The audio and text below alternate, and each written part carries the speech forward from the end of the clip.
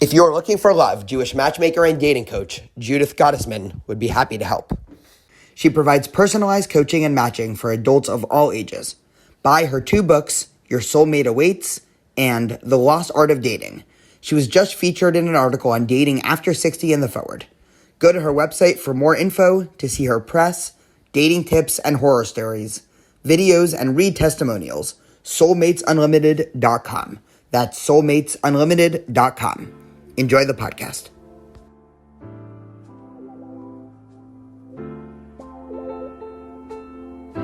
Welcome to J Life with Daniel. I'm your host, Rabbi Daniel Levine. Okay, well, I have spent the last week in Israel, and I am currently talking to you all from a hotel smack in the middle of Jerusalem, about a 5-minute walk outside of the walls of the old city. And I can tell you, after thinking about, reading about, talking about, debating about, teaching about Israel, especially over the past 85 days since the tragedy, the massacre of October 7th, 2023, it is quite surreal to be here. And I'm excited to share with you all of my preliminary and raw thoughts about everything that I've seen, both the good and the bad, the positive, the optimistic and the pessimistic.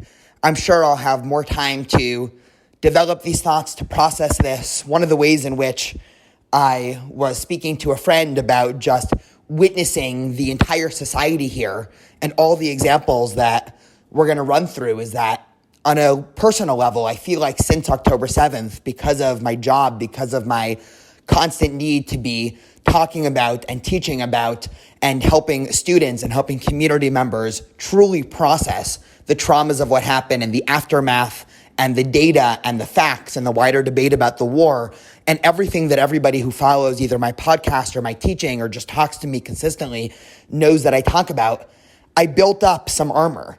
And the way in which I processed since October 7th was to almost become a bit numb to just the scale of the tragedy. The fact that there were more Jews killed on October 7th than any day in Jewish history since the Holocaust. And I developed a bit of a numbness because, again, I had to teach a class here, run a conversation here, write an article here, record a podcast here. And sadly, when you repeat horrors and tragedies over and over again, you get used to it and you almost learn to live with it. And that very much happened until I got to Israel. And then immediately the numbness melted away and I came face to face with the reality, with the people here, with what happened. And so these thoughts are going to be a little bit raw. I tried to organize them ahead of time, but it's also very late at night here. We've been having very full days. And so hopefully I'll have more time later on to develop each of these ideas a little bit further. But here is what I have so far. There's an impending sense, and I felt this in some ways since October 7th, but coming here has really made me double down on this idea, highlight it, put it in bold, that there's a sense that for the last 2 generations of Jewish history, really since the Holocaust, that we've been living in sort of almost a post-Jewish historical age. Right? One could imagine Jewish history almost ending in 1948 or 1967. One could imagine the ups and downs of Jewish history, especially the tragedies, especially the anti-Semitism that students, that scholars of Jewish history know has sadly been commonplace and ubiquitous throughout our history. That we got into some sentiment, whether implicit or explicit, that in the Jewish community, whether it be in Israel or America, is almost living in a post-historical era, where the horrors of medieval, the horrors of pre-modern, the horrors of the 20th century anti-Semitic trends that we've seen throughout the world and throughout history, that was history. That happened a long time ago. Those are things that you commemorate on Yom HaShoah, on Holocaust Remembrance Day. Those are things that you commemorate on Jewish communal fast days. But now we're safe. Now in 2023, Jews are split between America and Israel. There's about 52 to 55% of Jews in the world live in Israel. About 40 to 45% of Jews in the world live in North America, depending on which polling data you trust. And there's this wide sense that Jews were safe. And October 7th, at least for me and what I'm seeing and talking to people throughout not just Israeli society, but the Jewish world, as I'm privileged to be here with a group of interdenominational, both rabbis and rabbinic students, is there's a sentiment of being thrusted back into Jewish history. All of a sudden, when I think about the Jewish state of being in the Middle Ages, the Jewish state of being in the 19th century with the pogroms, the 20th century with all the horrors that we know happened, instead of now merely thinking about that as history that now we've moved on from, when we delve into the details of October 7th, that could very well be its own genre. I'm almost imagining if October 7th had happened in the 1100s or 1200s or 1300s, there might very well be a unique Jewish fast day that rabbis would have set up to commemorate the horrors of the day. That's how much of a deal this was for the Jewish psyche. And so there's this wider notion of being thrusted back into Jewish history.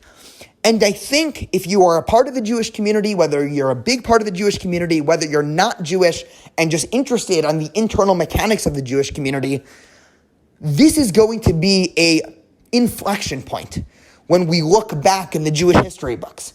In 30, 40, 50 years, when you're talking to your children or grandchildren or great-grandchildren about the arc of Jewish history, both in Israel and in America, I have no doubt that the year 2023 and the year 2024 are going to be pivotal inflection points.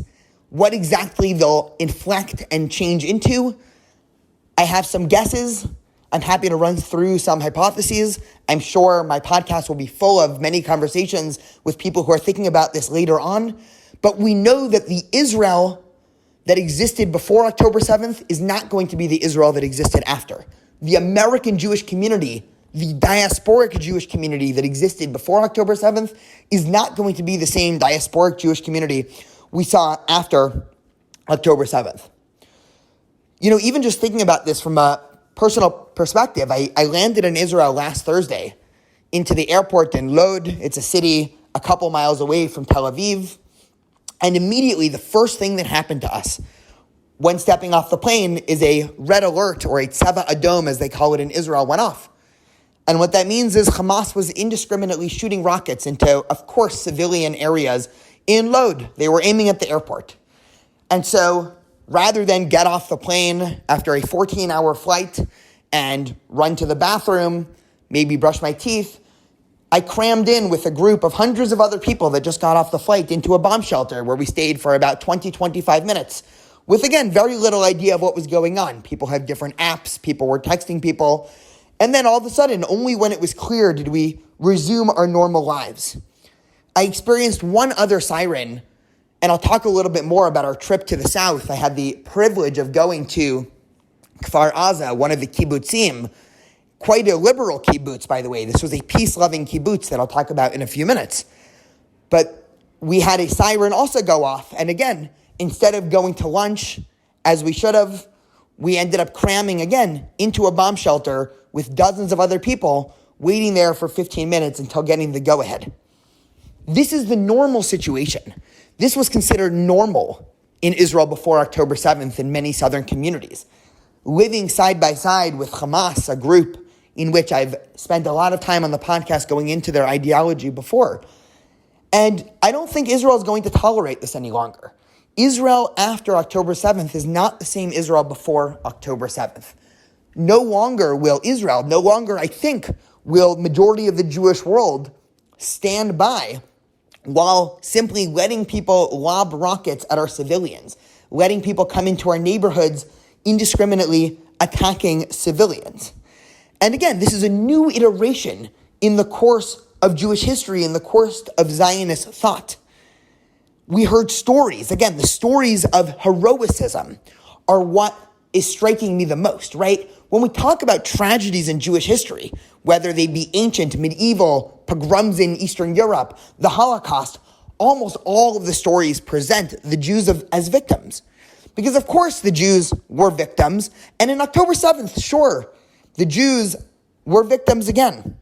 But that's not how Israelis are thinking about this story. And this is really important to understanding the psychology of what's going on right now. Israelis are presenting the people in October 7th, the Jews who were butchered by Hamas, as heroes.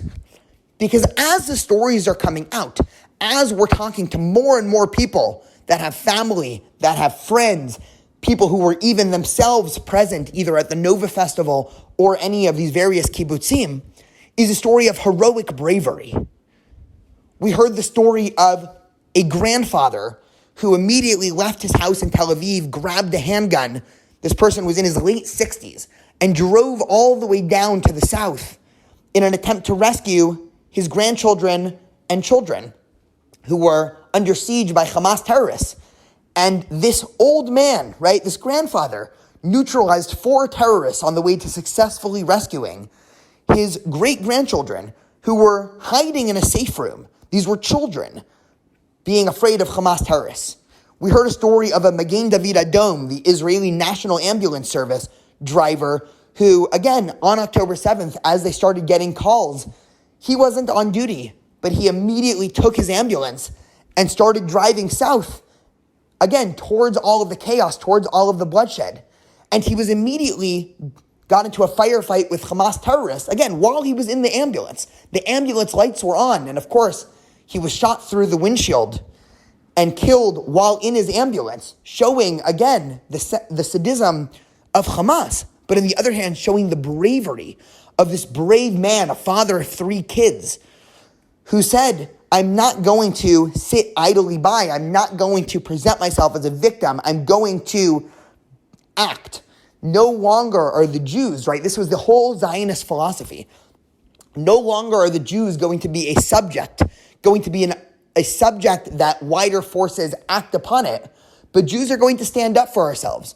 Jews are going to be people that have self-autonomy. Jews are going to claim power. Again, not total corrupting power. I've talked about this before on the podcast, but power that ensures that no longer will Jews be able to be butchered by the dozens, by the hundreds, by the thousands, without being able to stand up for ourselves. And time again, as I'm talking to people in this country, there's actually a deep sense both of tragedy, but also of heroic optimism. Israeli society mobilized on October 7th, 2023. And that mobilization proved to everybody in this country, to everybody in the surrounding Middle East, and to everybody in the world that the Jews of 2023 are not the Jews of 1923 and are not the Jews of 1123. That no longer will there ever be a time in Jewish history where people will be able to murder, where people will be able to harass, where people will be able to sexually assault. I don't know if anybody saw the New York Times article documenting sexual abuse on 10/7. I highly recommend it with all of the warnings in the beginning that it is a very tough read, but I do think it's important. And no longer will Jews be able to be just acted upon without any say of their self-autonomy. This is the change in the psyche. And it's not going to make people happy. And perhaps I'll get to this in another podcast, but I think Jews that are living in the wider Western world outside of Israel, certainly Jews in Europe, but of course also Jews in America and Canada, we are in for a long next couple of years because the philosophy and the psyche, I believe, of the Jewish world has changed, but the philosophy and the psyche of the wider world has not changed. And I'll talk about this in about 15 minutes. And so stay tuned. The next thing that I wanted to see, and it's actually something that surprised me. And so again, I'm being a little bit more raw with you on the podcast. Usually I try to be a little bit more well-polished with notes here, but I wrote down a couple of bullet points and figured I'd have enough material and just sort of let the words flow freely. Everybody who knows me knows that I'm relatively liberal. I'm not somebody who's super into fighting. I've shot a gun once in my life a couple of years ago because a friend of mine who I was camping with happened to have a gun. I've always been very uncomfortable around weaponry. But landing in Israel last week was a moment of introspection, of being so happy, and I can't really explain this emotion, being so at ease and just breathing a sigh of relief, landing in Israel, seeing a population of soldiers and of people in Israel that are all carrying these massive guns. Now, I know that for many people here are a little bit shocked to say that. Generally landing into a country and seeing every single place I've gone, there's been machine guns everywhere by 18 to 40-year-olds, because again, the whole country is in reserves right now, in the IDF uniform, holding machine guns and other types of guns, right? Guns are now, they've always been quite ubiquitous in Israel, but now they're even more ubiquitous. And in the past, I've felt, yeah, they're necessary to keep us safe, but I'm always very uncomfortable around guns. And whenever I see groups of people coming here, them each having a giant submachine gun, okay, maybe that's the necessary reality, but I never really felt any deep pride in seeing that until this trip to Israel. And this isn't just some blind militarism. I don't like war. I wish the situation in Gaza had played out other ways. I deeply do. But given everything we know about Jewish history, and if you're somebody who didn't grow up with a deep sense of Jewish history, if you're somebody that didn't grow up, say, commemorating Tisha B'Av, the Jewish communal day of mourning, or Yom HaShoah, the Israeli Holocaust Memorial Day, if you're somebody who didn't grow up with a deep sense of what the blood libel actually meant for Jews in the 1100s, what the idea that Jews killed Jesus actually meant for Jews in the 1200s, what the Crusades meant for the Jews in the Middle Ages, what the idea that Jews are either socialists or capitalists meant for Jews in the 1900s. If you were somebody who didn't grow up with a deep sense of the rootedness of anti-Semitism, really all throughout the Western, if not wider world, then you probably won't be able to understand my pride in seeing guns everywhere. Because the one difference between October 7th and all of these other times in Jewish history, the Chmielnicki massacres in the late Middle Ages, the pogroms, the Kishinev pogrom, the Farhud in Iraq, the expulsion really of Jews from the entire Arab world in the late 1940s, 1950s, and 1960s. And if you don't know what I'm talking about with any of these examples, Google is your friend. But if you didn't grow up with a deep sense of understanding the hatred of Jews and the effects of anti-Semitism on Jews throughout history, mixed with the fact that Jews were not allowed to defend ourselves for most of Jewish history, whether Jews were under Christian or Islamic rule, Jews were not allowed to have weaponry.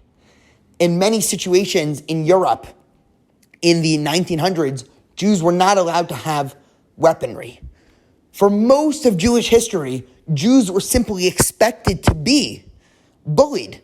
And if not bullied, tortured. And if not tortured, then massacred. And if not massacred, luckily, hopefully, we can get away with just being expelled from countries without the pillaging that usually came with proliferation of anti-Semitism throughout history. And so landing in Israel and walking through the streets and seeing young men, young women, older men, older women, a society that's mobilized, ready to fight, understands what they're fighting for, makes me know that there's not going to be another time in Jewish history that has weeks, if not months, if not years of the systematic oppression of Jews without anybody standing up for ourselves. October 7th was one day, and it was a horrible day, and it was a tragic day. But guess what? If you take the several years of the Holocaust and divide that by 6 million, more Jews were killed every single day over the course of about 6 years in the late 30s and 40s, 1930s and 1940s, than they were on just one day, October 7th. If October 7th, 2023 had happened at any time in Jewish history before 1948, it wouldn't have been 1,200 Jews that were killed. It would have been 12,000 or 120,000. And so let that idea sink in. That the reality of Zionism, the reason why I'm a Zionist, even though I'm deeply uncomfortable with many of the steps that Israel has made, both historically and politically, and the current government, and I can go on, and anybody who doubts that, look through the other episodes in the podcast. There is not an episode I've done about Israel that didn't include a long an even more than healthy dose of criticism. You don't have to look far to see all of my qualms with Israel, Israeli politicians, and Israel policy. But Zionism is not reducible to Israel and Israeli policy. Zionism is the wider meta idea, the philosophy that just like all other peoples on earth, Jews deserve the right to defend ourselves in our ancestral homeland. And that is something that gives me pride when I see a society that's actually living up to those ideals, knowing that me, as a Jew, will be safe in the world because of the existence of Israel. And this is actually the first time in my life, and don't worry, I'm not about to drop a major bombshell on the podcast. I'd probably have to talk to my wife, Shayna, first if I was going to do this. But this was really the first time in my life that I strongly saw the urge, or they strongly felt the urge to actually live in Israel. All my life, I've loved Israel. I spent a year in Israel, a year and a half in Israel when I was 18. I've been to Israel probably 40 times in my life, and I love it here. But I've always felt very at home in America. I still do feel at home in America. I actually hope to do an upcoming episode on the future of American Judaism after October 7th, so stay tuned, get excited for that. But I've felt for the first time a deep ease, and not just ease, but an allure to living here that I've never really felt as strongly before. Because one, this is a society that, again, is indicative of everything I've discussed before, but it's also a society where I don't have to constantly explain my own existence. One of the problems that I've been seeing in the West, especially on campus, but in other places as well, this is a problem that's only going to get worse, so brace yourself for it, is the constant need for Jews to explain ourselves. This has been also true throughout all of Jewish history. All throughout Jewish history, other people have always tried to define us and have always tried to ignore our attempt to define ourselves. And this is, again, what we're seeing in the West. So many times I have to have conversations of, no, Judaism is not just a religion. We're an ethnic group. We're a nationality. We're a culture. We also happen to have a religion as a part of that, but Judaism is not really the same as Islam and Christianity, and that's why Israel, yes, is a Jewish state, but not a religious Jewish state, right? You can see all the arguments back and forth, and those are conversations that I expect to have thousands of more within the next year or two. But in Israel, everybody gets it. This isn't a society where I have to walk around with my Jewish identity, constantly explaining who I am, what my history is, why I find certain things hateful. And in many ways, and I actually hate to say this, I didn't think this through before I was about to say this, but again, here we go, raw emotions on the podcast here. I can almost understand for the first time why a lot of minority groups in America are moving towards spaces where they only want people of their, insert either gender or race or X here, and specifically want to exclude people on the outside. I don't think that that's healthy for the future of America and liberal democracy, but I do understand it. And it's part of the allure that I'm feeling towards Israel now. It would be easier in some way to be here, to be around people who get it, to be around people who have a deep sense of understanding of Jewish history, of what happens when Jews don't have power, of our Jewish tradition, of Jewish culture, of all these things. And again, this is just, some ideas that are coming into play. And this is a fascinating, wider interplay to consider. Now, needless to say, the world is not going to like any of this. If we think about this from a more global perspective, and I really invite you to think about this critically from the realm of both history, anthropology, sociology, and religion. And this is not some theory I've come up with. This is the work of many scholars who think about Judaism and Jewish history and what it means from the Jewish image to have switched from that of depraved minority within the wider Christian and Muslim world to strong Zionists, the form of the new Jew. Is if you think about it, the world does to some extent care about Jews. I genuinely do think the world feels bad when Jews are butchered. The world can commemorate the Holocaust every year. Heck, the world can even feel bad about October 7th. But the image of the Jew in the international image, the image of the Jew very much brought about because of Christianity and Islam, and I'll defend that statement in about a minute, is towards seeing Jews specifically as the victim. Within wider Christian and Islamic theology, religious traditions that were quite literally built on the edifice of Judaism, the existence of Judaism and Jews throughout history issued a major explicit threat to the truth of these secondary traditions. This is not something I'm coming up with. This was stated by Augustine in the 4th century, by medieval church figures, by medieval Islamic thinkers, by contemporary Islamic figures. The very idea that there are Jews around in the world, once either Jesus had his second coming to abolish the old Mosaic tradition, or Muhammad came and abolished both the Jewish and subsequent Christian prophetic traditions or added to it, the existence of Jews represents an implicit or explicit threat to these traditions. Because if they are true, why do the original people of the book not accept these ideas? And so through some interesting philosophy and theology, generally started by the Christian world, but then seeping over into the Islamic world, they reconcile that, you know what?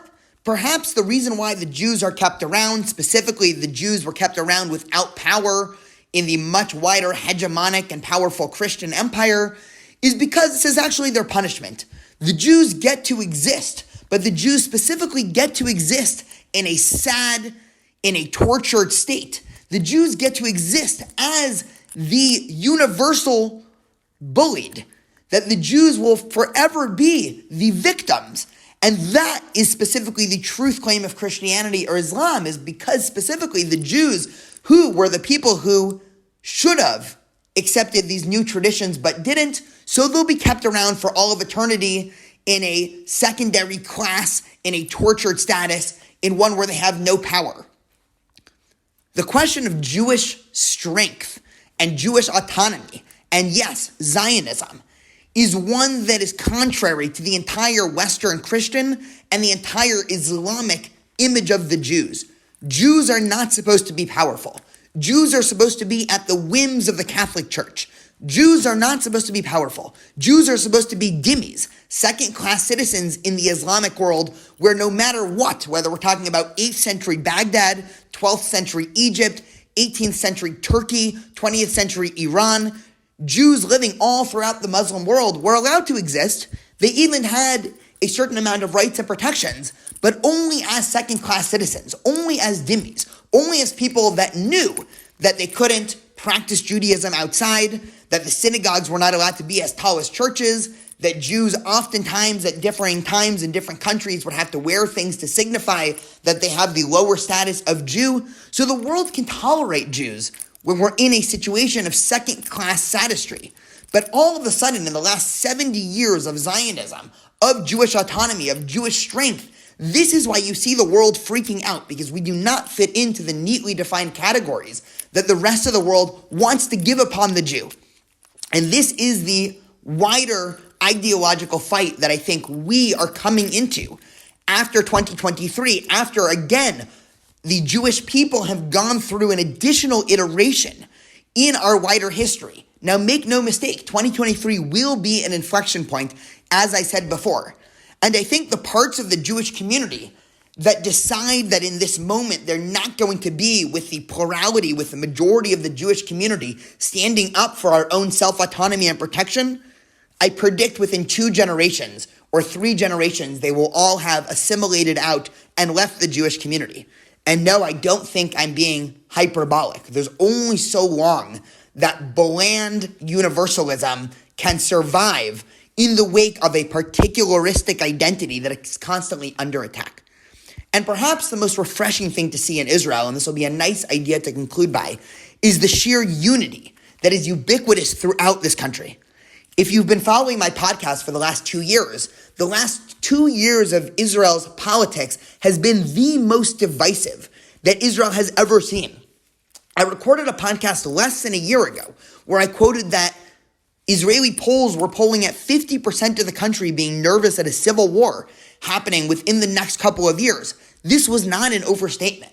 Israel was torn in half about the debates about judicial reform protests. For those who don't know what that is, feel free to look back to many podcasts that I recorded last year. Israel was torn in half about debates about Bibi Netanyahu, about debates between the religious and the secular side. And it's not that these issues have gone away. I do believe these issues are going to come back to some extent after the war in Gaza is won and finished.